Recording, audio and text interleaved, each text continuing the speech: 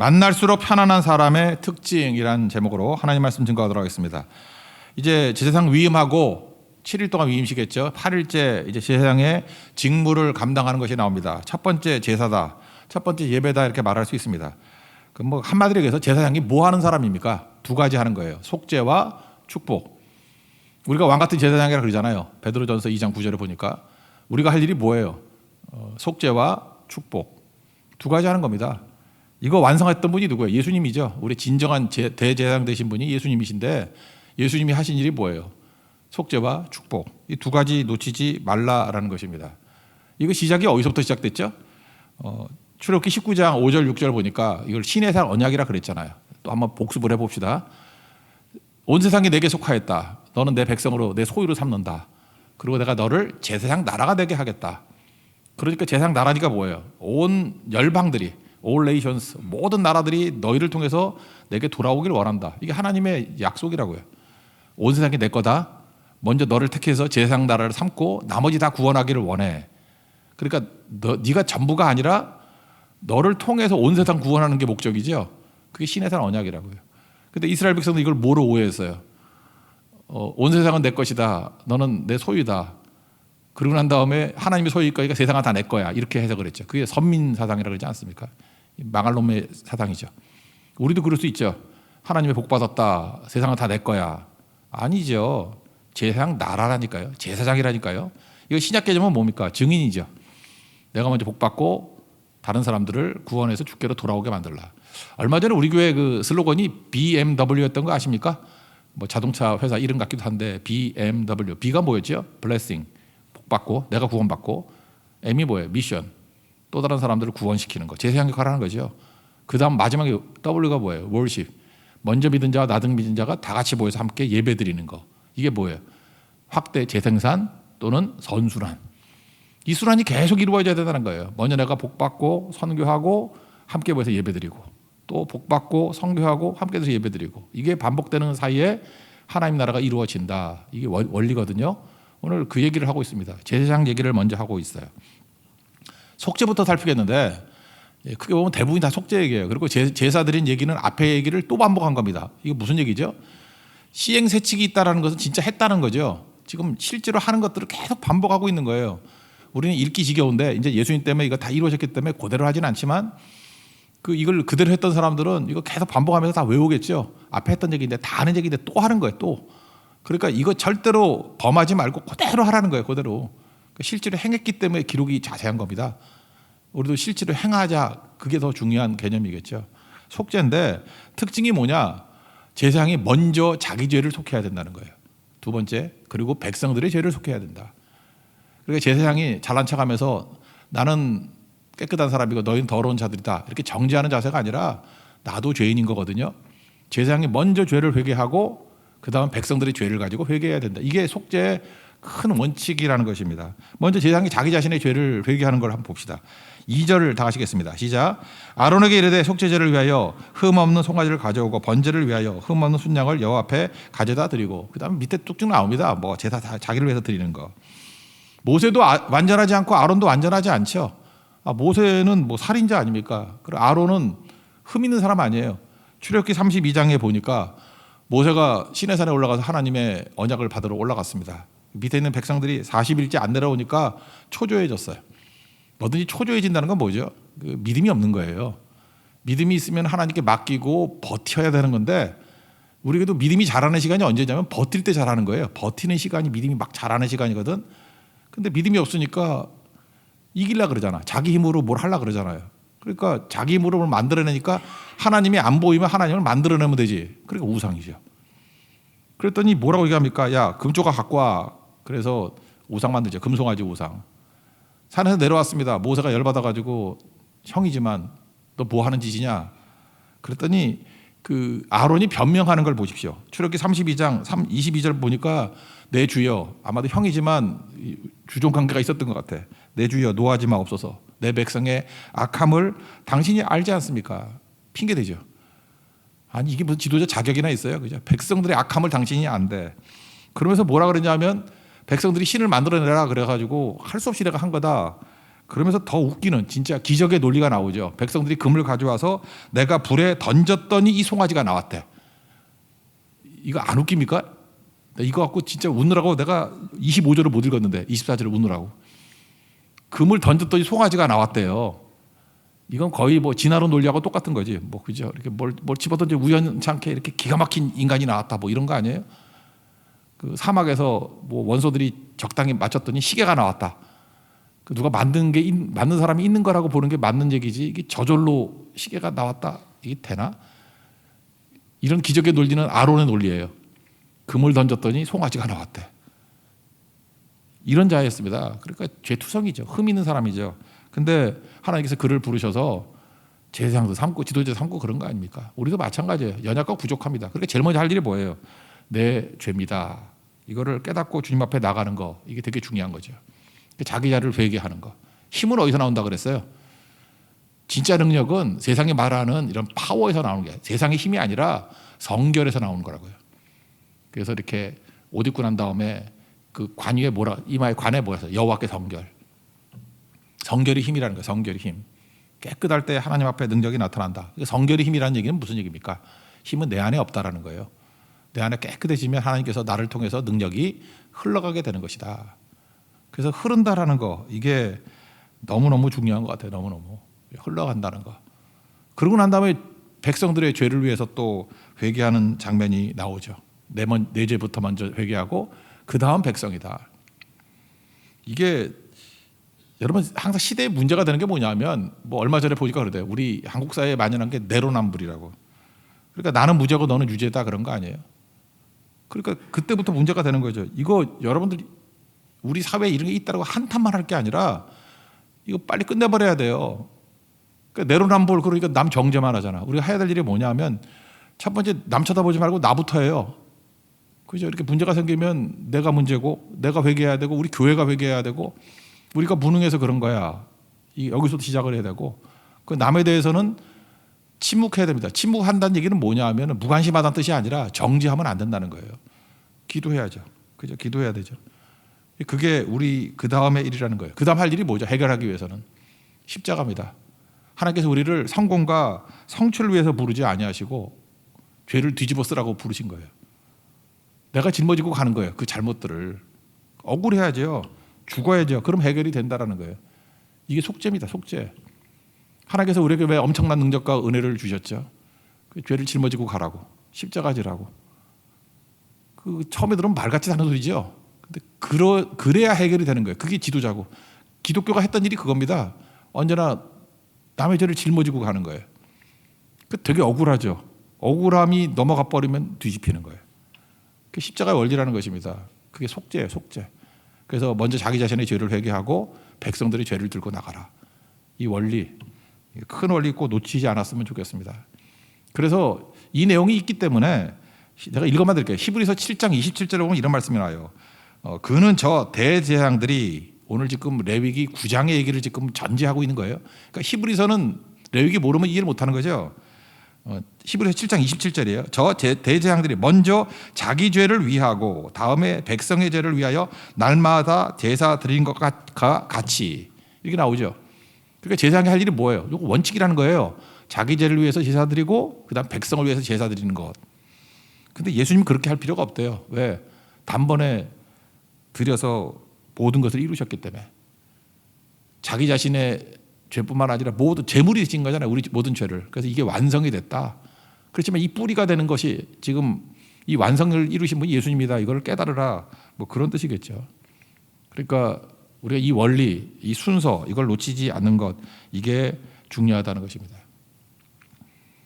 자기 자신이 회개하고 그 다음에 백성들의 죄를 짊어지고 가는 모습이 있으면 일단 편안합니다. 오늘 제목과 같은 거죠. 만날수록 편안해지는 사람. 누가 만나면 이렇게 불편한지 알아요? 맨날 내로남불인 사람이 있잖아요. 나는 무죄고 너는 유죄다. 뭐 이렇게 얘기를 하면은요, 이렇게 얘기할 수 있잖아요. 우리 얘기하다 보면 어느 순간 이거 갑자기 화를 팍 내. 근데 어떻게 대화하다 보면 그러잖아요. 약간만 이렇게 이게 저울의 추가 좀 기울어져 가지고 약간 네가 잘못이 있지 않냐라는 식으로 이렇게 흘러갈 수 있잖아요. 다 잘못이 있는데 네가 좀 더 잘했으면 좋았을 뻔했는데 라고 하면 팍 튀는 사람이 있어. 그러니까 항상 나는 무죄라는 거예요. 나를 덮어씌우지 마 이러는 사람. 되게 불편해요. 대화도 힘들고 밥 먹기도 힘들고 그렇다는 것입니다. 근데 어떤 사람이 편안한 사람이죠. 잘 보면 무슨 얘기가 됐든 간에 항상 자기가 문제라고 생각을 하고 또 자기가 정당함에도 불구하고 내가 좀 더 짊어지고 갈게. 내가 좀 억울한 거가 품고 갈게. 그때 편안하죠. 가정에서는 주로 이런 역할 누가 하나? 어머니가 이런 역할 한 거 아니에요? 이제 어머니가 뭐 이렇게 쭉 문제 있으면은 그냥 덮어쓰고 가고. 요즘 젊은 엄마는 안 그런가? 옛날 엄마들은 그랬는데. 그리고 문제나 아픔을 짊어지고 가고. 그게 엄마가 아니면 집에 그런 자녀들이 있어요. 특별하게 이렇게 편안하게 만들어주는 자녀가 있다고. 거기서 화평이 이루어지는 거예요. 여러분 어떤 가정이나 한번 가보십시오. 그 가정이 평안한 이유는 분명히 이렇게 편안하게 만드는 정죄하지 않고 십자가 지는 사람이 있기 때문에 그렇다고요. 이게 원리라는 거예요. 속죄 없이는 평화 없습니다. 속죄 없이는 아무것도 회복이 없다라는 거. 이 원리 붙들고 여러분도 남들에게 편안함을 줄 수 있는 믿음의 종 되길 바랍니다. 잠깐만 나하고 밥 먹기도 싫어하고 사람들이 잠깐 피해 나간다. 교만하기 때문에 그래요. 교만하면 고압적이고 교만하면 불편합니다. 같이 있기가 불편해요. 그래서 내가 변화되고 내가 하나님 앞에서 온전하게 억울한 자리까지 갈 수 있는 자가 된다 그러면 사람들이 나를 편안하게 여길걸요. 그러면 그게 진짜 하나님의 길을 걸어가는 길이다. 이거 놓치지 않았으면 좋겠습니다. 그리고 또 한 가지 붙들 건 축복하라죠. 축복하라. 축복하라. 이거 내용은 짧은데 22절부터 24절까지 내용인데 사실은 제사장이 해야 될 일 중에 더 중요한 거 우리 같은 사람들은 예수님이 다 이루셨기 때문에 속죄는 이 축복하라는 내용이 더 강한 내용일 수도 있다라는 것입니다. 22절 읽겠습니다. 시작. 아론이 백성을 향하여 손을 들어 축복함으로 속죄제와 번제와 화목제를 마치고 내려오니라. 뭐 그다음 두 절에도 쭉 나오거든요. 그러니까 우리가 할 일이 뭐냐면 축복하는 일이라는 거예요. 복은 내 안에 없죠. 복은 내 안에 없으니까 받은 것을 우리는 프로듀스 할 수 없어요. 그러니까 우리는 뭘 만들어낼 수 있는 게 아니에요. 패스 잇. 이렇게 받은 거 이렇게 흘려보내는 거예요. 그게 하나님 백성들이 해야 될 일이라고요. 받은 거 흘려보내는 거. 만들어낼 수가 없거든요. 사랑, 내가 사랑이 있나요? 그러니까 이렇게 되는 거예요. 어떻게 해야지 어떤 사람이 사랑을 할 수 있냐면 하나님의 사랑을 엄청 받아. 엄청 받으면 받은 거를 멈추지 말고 사회같이 가서 끝내지 말고 받은 사랑 흘려보내라고요. 요한일서 4장 7절 보니까 사랑은 하나님께 속한 것이니 그랬잖아요. 사랑은 내 안에 없어요. 하나님께 속한 것이에요. 그러니까 하나님께 속한 사랑이 내게 이렇게 사랑을 내가 받잖아요. 그러면 그때 사랑을 받을 때는 알아. 아, 이게 사랑이구나. 거기서 그냥 흠뻑 젖어가지고 가만히 있지 말고 빨리 흘려보내라고. 사랑. 또 그 사랑 알 때 빨리 사랑을 흘려보내라고요. 그러면 사는 거죠. 뭐 소망도 마찬가지죠. 내가 절망 속에 있었어요. 아, 소망이 뭔지 몰랐어. 근데 야, 이게 소망이구나. 절망에서 건진받는 소망이구나. 그러면 원래 어려움 당했을 때 그 어려움 당한 사람들의 심정을 알잖아요. 나도 저랬었는데. 빨리 그 사람들에게 소망을 줄 수 있는 흘려보내는 그런 존재가 돼야 된다는 것입니다. 그러면 되게 중요한 거죠. 그래서 간증이 중요한 거예요. 어저께 3부 예배 때 우리 그 간증했던 자매가 그런 간증했죠. 뭐 이전에 네팔 선교 갔을 때 뭐 어떤 형제 이렇게 기도를 해줬더니 그때 그 형제 그것 때문에 예수 믿게 됐다고. 뭐 빛 같은 교회 갔는데 십자가가 됐다며. 크리스찬 니르말이라고. 이름도 크리스찬이라고 바꿨다면서요. 간증 한번 들어보세요. 니르말. 근데 그 잘 보세요. 이게 자기가 받은 거를 불이 나간 나이에 간증하잖아요. 흘려보내잖아요. 그 크리스찬 니르말이라는 형제는 이게 흘려보내는 종이라고. 받은 은혜를 흘려보내잖아요. 또 그거 들은 사람이 내가 이런 일에 통로가 됐네. 또 간증을 하니까 우리에게도 유익이 되고 그러잖아요. 우리가 있는 거 아니에요. 다 예수님이 하시는 일 아니에요. 예수님이 우리를 통해 가지고 니르말에게 주신 은혜. 니르말은 또 간증해서 또 흘려보내고 들은 걸 또 흘려보내고 우리도 같이 흘려보내고. 제 친구도 오늘 아침에 그거 듣고 난 다음에 야 대단하다 하고 친구 목사인데 또 연락이 왔더라고. 같이 흘려보내고 자기 교회도 소개하겠대. 이렇게 흘려보내고. 그 축복은 흘려보내는 거에 있다라는 것입니다. 이게 중요한 거죠. 민수기 26장 22절부터 쭉 보면은요, 27절까지 거기 구약의 축도가 나와요. 우리는 지금 고린도후서 13장 13절을 축도하잖아요. 이제는 예수 그리스도의 은혜와 하나님의 사랑과 성령의 교통하심이 이렇게 하는데 옛날에 축복은 세 가지였어요. 민수기 6장 뒤에 나오는데 24절부터 네, 여호와께서 너에게 복을 주시고 널 지켜주기를 원한다. 복 주시기를 원한다. 둘째, 은혜 주시기를 원한다. 세 번째, 평강 주시기를 원한다. 이게 구약의 축복이에요. 다 뭐죠? 하나님께 받은 것을 흘려보낸다 그런 뜻이에요. 그러니까 우리는 속죄를 통해 가지고 하나님 앞에 이렇게 비움을 통해서 채움 받았으니까 이제 할 일이 뭐예요? 흘려보내는, 나누는 거. 이게 제사장들이 해야 될 일이다. 첫 번째 내용이 이거예요. 복을 주시고, 이거 원뜻이 뭐냐면 복이 되고예요.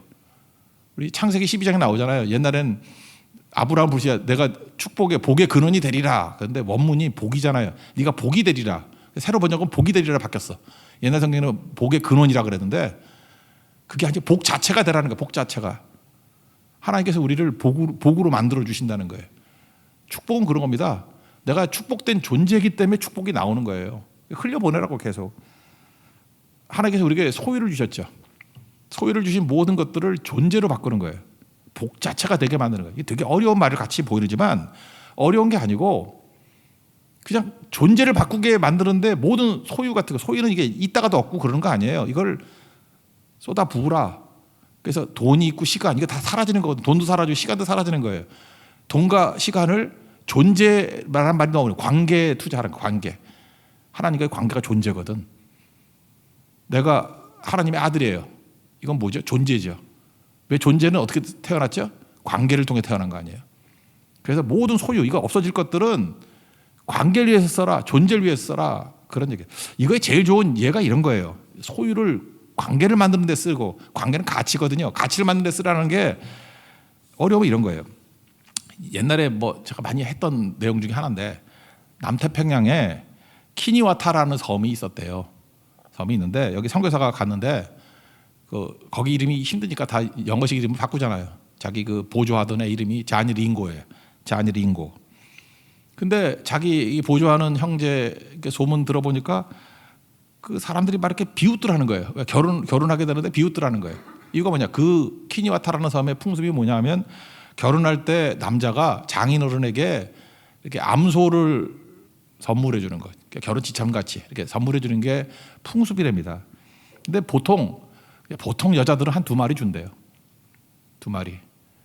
좀 힘들게 생긴 여자는 1마리 주고, 아주 예쁜 여자들은 한 3마리 주고. 이제 아시겠죠?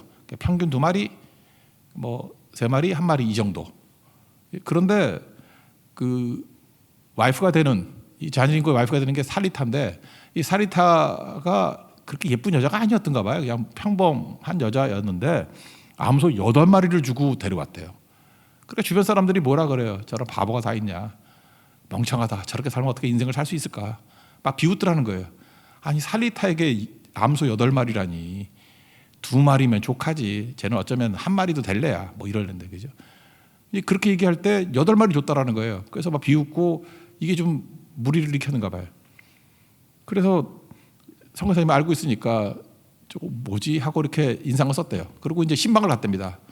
시골에 가서 이제 자기는 아내를 못 봤으니까, 그 조수의 아내를 못 봤으니까 살리타를 보니까 기가 막히게 예쁘더라는 거예요. 그죠? 아름다운 모습. 벌써 이렇게 거기 기록에 의하면 교양 있는 턱이라 그러는데, 교양 있는 턱이 뭔지 모르겠어. 어떤 게 교양 있는 턱입니까? 교양 있는 턱, 빛나는 눈동자, 눈이 빛난다는 걸 알겠어요. 자신이 찬 그 눈동자, 당당한 걸음. 그리고 거의 뭐 여왕급, 여신급 미모를 갖고 있다는 거예요. 그러니까 선교사님이 헷갈리는 거죠. 아, 소문에는 평범한 여자인데 8마리 줬다고 뭐 난리 났는데 자기가 보니까 예쁘더라는 거예요. 8마리 줄만 하더라는 거예요. 그래서 물어봤답니다. 어떻게 됐냐? 그랬더니 자니린고가 이렇게 얘기하더라는 거예요. 자기가 결혼하기 전에 이렇게 길을 걸어가고 있는데 거기도 여자들이 빨래터에서 빨래를 하는 거예요. 빨래하는 장소가 있는가 봐. 빨래터에서 빨래를 하고 있는데 여자들이 하는 얘기를 엿들었대요. 근데 여자들의 화제가 뻔하죠. 뭐 이 얘기 저 얘기할 때 시집 올 때 너 암소 몇 마리 받고 왔냐, 그게 주제들에 어떤 여자가 뭐 평균이니까 난 2마리 받고 왔어. 그랬더니 옆에 있는 여자 잘난 척하면서 난 3마리. 그랬더니 와 부럽다, 야 기주고 오메 기주고. 근데 옆에 있는 애가 말을 안 하더라는 거예요. 너 왜 말을 안 하니? 그랬더니 나는 1마리. 그래서 저렇게 기가 죽어가지고. 그때 거기서 유심히 보면서 분위기 파악을 했다라는 거예요. 아, 여자들 사이에서는 암소 몇 마리가 자기 가치를 만들어내는 것이구나. 저렇게 자신만만해하고 저렇게 기죽고 저러는구나. 내가 사랑하는 아내를 데리고 오는데 내가 저런 팔레트에서 기죽게 만들 수는 없지. 그래서 속된 말로 자기 소유 다 팔아가지고, 그죠? 이렇게 감추인 보아 사듯이 최선을 다해서 했더니 8마리 나오더라는 거예요. 8마리 줬더니 이 분위기 소문 다 난 거죠. 그죠? 살리타한테 8마리를 줬대. 살리타 입장에서 한번 보세요. 자기가 8마리 가치가 없다는 거 본인도 알 거야. 근데 남편이 자기에게 암소 8마리를 주고 자기를 데려왔다고. 나는 누구예요? 존재가 바뀐 거라고. 암소 8마리짜리예요. 암소 8마리니까 보통 턱 갖고 되겠어? 아름다운 턱이 돼야지. 계속 만져가지고 아름다운 턱을 내가 만들어야지. 자기 암소 8마리인데 교양 없이 다닐 수 있겠어요? 교양을 있게 다녀야 되고. 눈동자가 이게 흐리멍텅이 되겠어요? 빛나는 눈동자가 돼야 되고. 함부로 걸을 수 있어요? 우아하게 걸어야죠. 암소 8마리인데. 말을 함부로 할 수 있겠어요? 암소 8마리인데, 그죠? 고상한 말을 써야 되고. 왜 당신들의 아내가 그 꼴인지 알아요? 암소 8끈이기 때문에 그래요. 그러니까 투자해야죠, 투자. 무슨 얘기인지 알겠어요. 우리 소유를 어떻게 쓰라는 거예요? 존재를 위해 쓰라는 거예요. 관계를 위해 쓰라는 거예요. 내가 볼 때 이 예보다 더 중요한 건 없다고 생각합니다. 예수님이 우리의 가치를 높이기 위해서 죽으셨잖아요. 하나님이 우리를 자녀라 그러면서 우리 살리기 위해서 독생자를 주셨잖아요. 최고의 가치를 주셨잖아요. 우리 가치가 예수님 아니에요. 누가 우리 가치를 무시할 수 있겠어? 축복이 뭐냐 그러면 축복은 이거예요. 복되게 만드는 거예요. 복으로 인정하는 거예요. 복으로. 암소 8마리를 인정하는 게 축복이라고. 그러니까 축복은 값싼 입의 말이 아니에요. 내가 당신을 축복합니다 그럴 때 그 사람을 암소 8마리를 만들어 주는 거라고. 소유가 문제가 아니에요. 소유는 있거나 없거나 그 문제가 아니고, 없으면 어때요? 그죠? 자기 전 존재를 통해서 그 사람의 존재를 암소 8마리로 인정해 주는 거, 그게 축복입니다. 세상에 할 일이 뭐예요? 축복하는 거죠. 설교할 때도 그거죠. 여러분들이 하나님의 자녀잖아요. 하나님의 특별한 사랑받는 존재다. 그걸 알고 외치는 거, 그때 변화가 될 수 있겠죠. 여러분, 우리가 안식일이라는 게 뭔지 아십니까? 안식일에 우리는 일을 쉬어요. 멈추고 하나님과의 관계를 맺는 시간이에요. 돈 번다는 게 뭐예요? 주일에 일 계속하면서 돈 번다는 게 뭐예요? 그게 소유를 누리는 거죠. 소유 그 정도로 됐어야 해요. 성경은 소유는 빨리빨리 써서 관계와 존재로 만들어야 되는 건데, 먼저 하나님과의 관계 회복이 돼야 거기서부터 니네가 변화가 되는 거야. 사실은 이게 쓸데없는 것들이 만나거든요. 하루 지나면 다 썩어서 없어질 것들이고, 이걸 통해 존재를 만드는 데 써야 되는데, 존재를 만드는 데 관계를 만드는 데 쓰지 않냐고. 그때까지도 죽어라 일만 하냐? 특별히 우리 그 산업화 시대 때 아버지들 경험했던 거 아니에요? 그냥 돈이면 최고인 줄 알고, 워낙 가난하게 살았으니까. 죽어라, 돈 벌고. 가족들과의 관계가 다 깨져 버렸잖아요. 애들은 뭐 아버지도 없이 지라고. 자기는 죽어라 이랬다고 생각하는데 억울하죠. 이유가 뭐예요? 어리석었기 때문에 그래요. 가정이 소유로 이루어지는 게 아니에요. 관계로 이루어지는 거지. 관계가 깨져버려도 소유를 관계를 위해 써야지 어리석지 않은 건데, 어리석은 부자하고 똑같은 거라고. 가난한 어리석은 부자예요. 가난한 어리석은 부자. 소유만 가지고 있는 게 아니죠. 여러분 마찬가지예요. 하나님께서 이제 주님 앞에 섰을 때 뭘 줬는데, 소유를 줬는데 관계와 존재를 위해서는 하나도 쓰지 않냐고 그냥 다 남겨주고 유산으로 남겨주고 왔어요. 이게 유산이에요? 썩을 것들이에요. 빨리 쓰라고, 빨리. 관계를 위해서 시간을 써야 돼요. 시간 많지 않아요. 돈을 써야 돼요. 돈 많지 않아요. 빨리 그거를 쓸 줄 아는 모습이 돼야 된다. 이걸 말하고 있는 거죠. 그게 안식입니다. 안식. 그래서 안식은 3가지가 있죠. 하나님과의 관계 회복, 사람과의 관계 회복, 물질과의 관계 회복. 물질도 쉬게 만들어야 돼요. 관계 회복하는 거예요. 존재가 되는 거예요. 존재가. 그래서 어떤 사람 가면은 잠깐 편안해져요. 그 사람 가면 내 존재가 회복이 되는 것 같아. 내 가능성이 발견이 돼요. 그게 중요한 거죠. 성경은요, 한 번도 안식하라 그랬지 휴가하라고 그런 적이 없어요. 요즘에는 휴가를 많이 하더라고. 휴가. 실제로 휴가 가보십시오. 쉼이 있든가요? 휴가 자체가 노동이지. 또 무슨 SNS에 있는데 다 가봐야 되잖아. 다 먹어봐야 되잖아. 휴가 갔다 오고 난 다음에 피곤해서 일을 또 못해. 휴가도 일로 만들어버리는 거예요. 휴가하지 말고 성경은 뭐라 그래요? 안식하라고 얘기해요.